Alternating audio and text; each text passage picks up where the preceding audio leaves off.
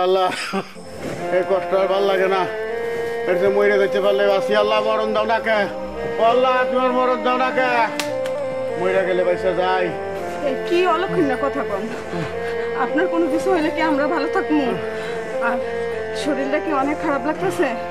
সুরা পয়রা বুকের মাঝে ফু দেন, আর বিকালবেলা আমি হুজুরের কাছে যাবো, যাইয়া পানি পড়ান, দেখেন এক ডক পানি খাইলে ঘোড়ার মতো লাভ দিয়ে উঠবেন।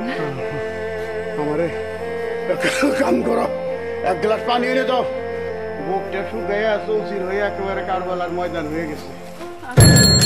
কারবালার ময়দান হয় আমার তো ইয়াজদের শূন্যই বানাই ফেললেন রে ভাই। গত সপ্তাহে কিস্তি কিসের জন্য দেননি, আজকে কিন্তু এই কারবালার ময়দান বানায় আমি কিস্তি নিয়েই ছাড়বো কিন্তু কয়ে দিলাম। তবা তবা তবা স্যার, এইটা কি করেন আপনি? সবসময় কি হাসি ঠাট্টা ভাল লাগে? আর মস্করাও কিন্তু সবসময় পছন্দ হয় না। আপনি দেখতেছেন লোকটা অসুস্থ, আর আপনি হাসি ঠাট্টা ফাইজলামি করতেছেন, মজা নিতেছেন। ওরে বাবা, আমি কিস্তির টাকা কয়ে ফেললেই খারাপ হয়ে যায় না? গত 2 সপ্তাহ কিস্তি দাওনি, আজকে কিস্তি না নিয়ে কিন্তু আমি যাবো না রে ভাই। আপনি দেখতেছেন তো ফুলির বাপ মেলা অসুস্থ, কোনো কাজকর্ম করতে পারতেছে না, আর কাজকর্ম না করলে টাকা দিমু করতে। বাইসে যে আছি এইটাই শুকুর, আলহামদুলিল্লাহ, আল্লাহর কাছে লাখো কোটি শুকরিয়া। আমি কিছু জানি রে ভাই, ওরে মরে যদি লাশ পড়েও থাকে তাহলে দাফন করার আগে আমার কিস্তির টাকা দিয়ে তারপর দাফন করতে হবে। আমার কিন্তু অনেক জ্বালা কিস্তি। এইটা কেমন কথা কইলেন স্যার? এটা একটা কথার মতো কথা কইলেন? লোন দেওয়ার আগে কত মিষ্টি মিষ্টি কথা কইছেন, অফিসে বহিয়া চা বিস্কুট খাওয়াইছেন, হাসি ঠাট্টা করছেন, তারপরে কাচ্চি বিরিয়ানি বন্ধ খাইবার চাইছেন, এখন বাড়ির পরে এদিদের মতো আচরণ করতেছেন স্যার। বাহ বাহ বাহ, কিস্তির টাকা চালিয়ে আমি খারাপ হয়ে গেলাম ভাই। ভালোই ভালোই আপনি টাকা বের করেন, আমি এত কথা আপনার সাথে বাড়াতে চাচ্ছি না। স্যার এই সপ্তাহ টাকা দিতে পারুন না, আগামী সপ্তাহ 3 সপ্তাহ কিস্তি একবারে দিয়ে দিব স্যার।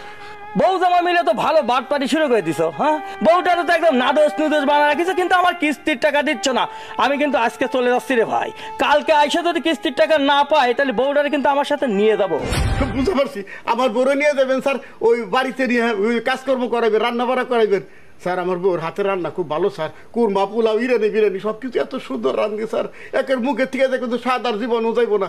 আর বিশেষ করে স্যার আলু সিমা শিং মাছ দিয়ে রান্নাল দিন কি যে মজা স্যার, আপনি খাইলে পাগল হয়ে যাবেন স্যার।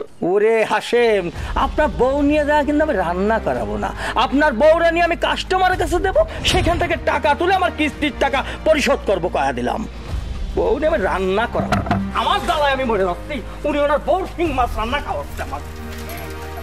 এইসব কথা শোনার বাকি ছিল আমার। আল্লাহ গরিব বলে কেন পাঠাইলে? কাঁদো না, কাঁদো না, বিচার দিমু, এর বিচার আছে। আমি লোন নিছি, আমি তো কিস্তি আজকে না দিছি 2 দিন পরে দিমু। কিস্তি দিমু না কথা আমি কই নাই, আমি মেম্বারের কাছে বিচার দিমু। কিস্তির টাকা নিছি দেখে কি আমাকে বাদ শোনা বলতে কিছু নাই? আমাকে মালিক তো দেয় বাড়ির উপরে এরকম অনাপদস্থ করে দেবো। আমি মেম্বারের কাছে বিচার দিব, মেম্বার তো কইছেই বিপদ আপদে সবসময় তুই আমার কাছে পাইবা। মেম্বার কাছে যাবো, লজে চলো আমরা যাই, এখন মেম্বার কাছে চলো। এখন তুই